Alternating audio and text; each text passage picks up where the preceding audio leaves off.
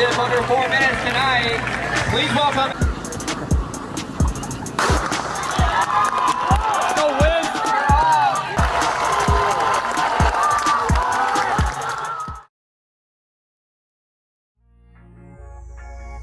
What's up, everybody? In today's video, I'm heading to the Sir Walter Mile to attempt to break 4. It's in North Carolina, Raleigh. I'll be heading out today. I'm the only person in Paralympic competing, so just be me out there. But I'm super excited for this opportunity, and hopefully I can get this sub 4 this weekend. Let's get it.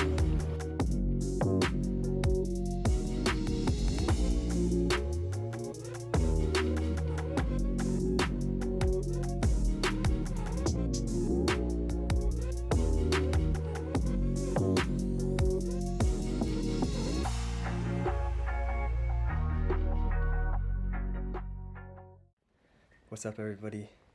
Just finished my pre-meet, did 30 minutes, and then I did 4 strides at around 14 seconds.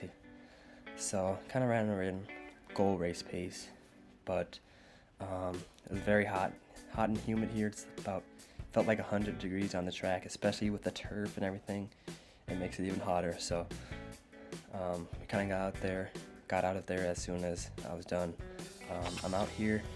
I'm staying with like a host family, so at this Sir Walter meet, they send their athletes to host families where they host the athletes, and I'm living with, his name's Tim, the family of Tim Miggs. I don't know how to say his last name, but he's hosting me and a few other athletes, so I'm very fortunate to be here. Obviously, you can tell by like the stuffed animals and stuff, this is definitely not my room.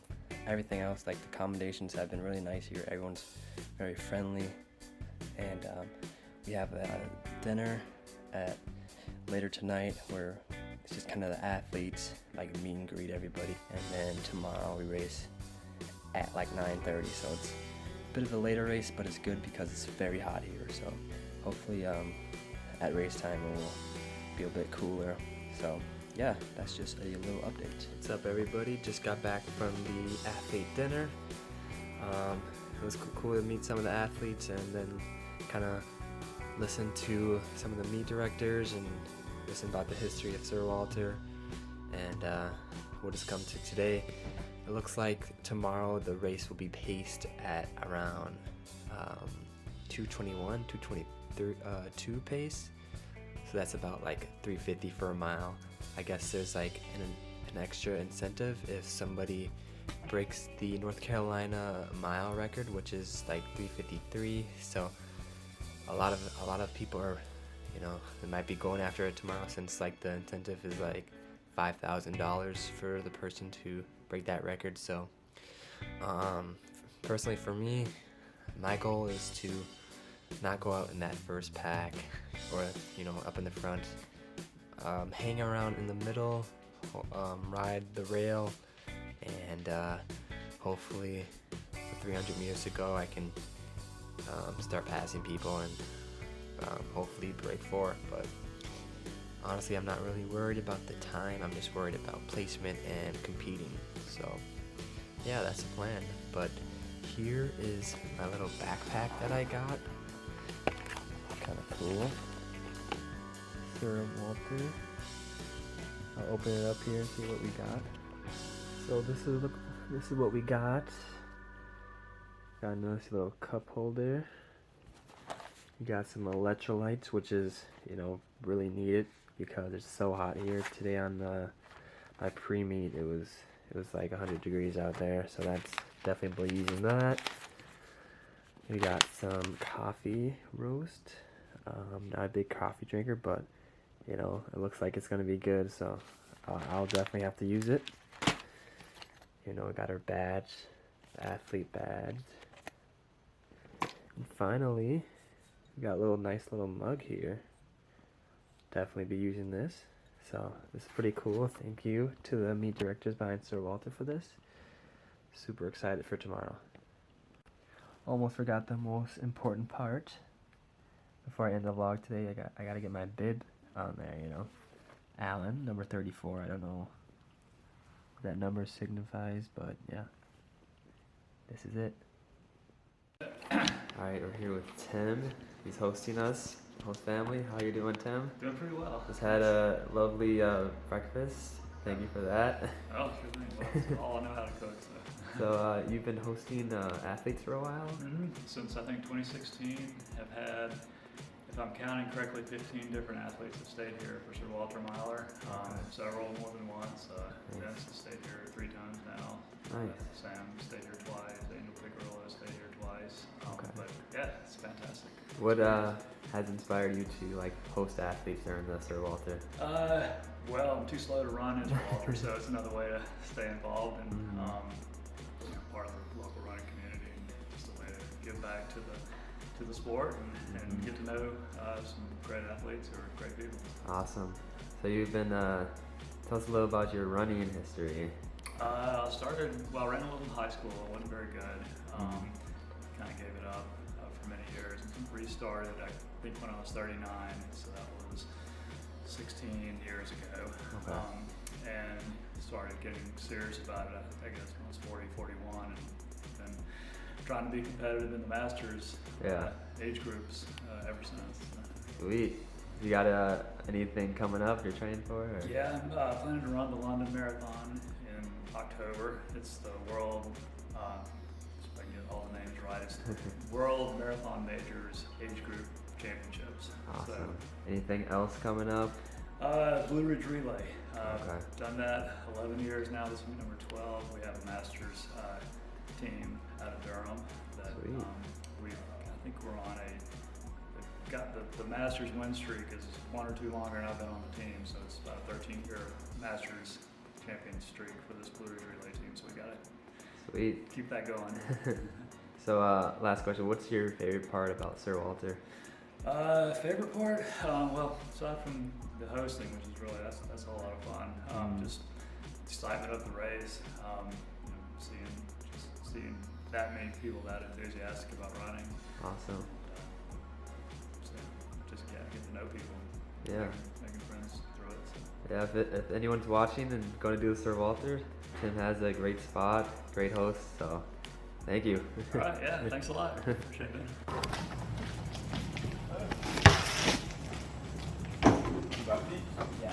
I think she tried to go. So she came back and ran all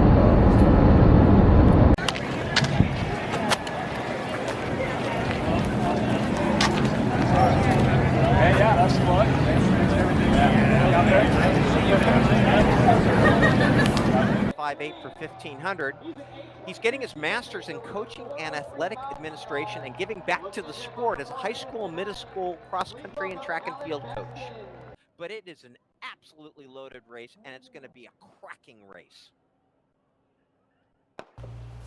What's up, everyone? I'm going to do another live reaction to my race at the Sir Walter Myler. So this was a very cool, fun experience.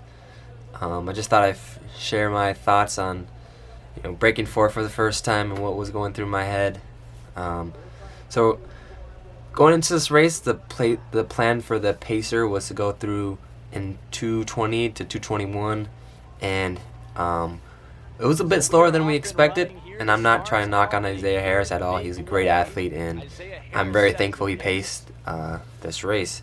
But I was, after the race, hearing that we didn't go through in 2:20, the top, well, at least the top pack, I was a bit surprised. So our plan was just to be in the middle because everyone was going to go out really fast. So middle towards the back. And as you see here, we're coming through the first lap in about 58 seconds. So I feel like in this moment I should have been up more. I should have realized that. However, I was in the back, and as you guys see here, there's a bit of a stumble in the back. Amos in front of me, he kind of he stepped on the inside or got tripped up, and I ended up getting tripped up as well. And as soon as that happened, sub 4 went out the window for me. That's what I thought, at least. I believed I wasn't going to break 4 anymore, just because when you lose that momentum, it's just hard to rebound after that. But it was early on in the race. It would be different if it was like the last lap or lap 3. But We're coming up on 2 laps to go. I'm kind of towards the back. I'm probably like, you know, 13th, maybe 13th or 12th. And I just need to still work on my positioning in these races. I feel like I could have maybe run maybe a few seconds faster if I was up, but we're coming up on 2 laps there through around 158, and I'm still kind of in the back.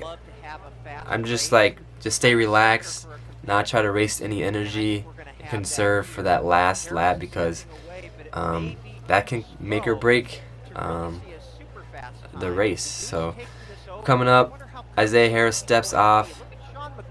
Yard Nagoose comes through in around 227, 228 about. So it's a bit slower, but they're definitely going to pick up the pace here. As you can tell, Sean McGorty and Yard start to break away a little bit. I'm still in the back here, and I'm just gearing up for this final 300. One thing that my coach talked about, mentioned to me before the race, is whether I'm in a good position or not is just to fight for the last 300, because that's important. That played a factor in me breaking 4 here. So if the last 300 meters, I felt the pack in front of me making a surge, and it was tough to respond. Like, I could tell that trip affected my legs and my fatigue. So the camera starts to focus on Sean McGorty and Yard Nagoose here. I'm still at the back of the pack. So it was a very good race, very fun to be a part of. The crowd was amazing. This is hands down one of the best races I've been a part of, best meets. People all around the track, a lot of energy, and that definitely played a factor in me breaking 4 here as well. And that last 100 here, all I just told myself was just to swing the arms. One thing I worked on in practice is really dropping my arms, because I kind of get up here. So that's one thing I worked on, and as you see here, it come through just in about 3:59. So it was a really fun race. After the race, I didn't know what I ran. I'm pretty blind out there, so I'm not running with any glasses or contacts, so I really can't see anything. And as you see, the scoreboard's like far away, so I'm kind of just like chilling. My head is pounding right now. I'm just trying to catch my breath. But yeah, 3:59.4, and it took me a while. Like, the way I found out was I was walking down the track. Everyone was kind of like talking and everything with the crowd. All the runners were interacting with each other, and I saw someone came up to me and gave me an American flag, and he was like, "Congratulations, you broke 4." So that was really cool. I looked up the scoreboard. It said 3:59.4. So it was an awesome experience. I did not expect to break 4 after tripping, but it just shows that if things happen in a race you can't control, you just gotta control what you control. And I decided to just stay relaxed and focus on the person in front of me, and I'm glad I did that. Otherwise I probably wouldn't have broken 4. So very fun experience.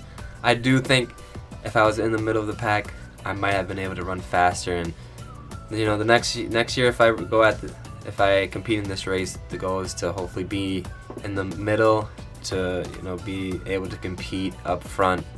But that's a year from now. So if you guys want to know where that puts me on the list of sub 4 milers, I am the 660th person to break 4. So I'm literally the last person on the list right now, so that's pretty cool. And yeah, it's cool to say I'm a sub 4 miler, and hopefully I can get to the mid 350s or one day or something like that. But I hope you guys enjoyed the video. Stay tuned for more. I'll see you in the next video. Peace.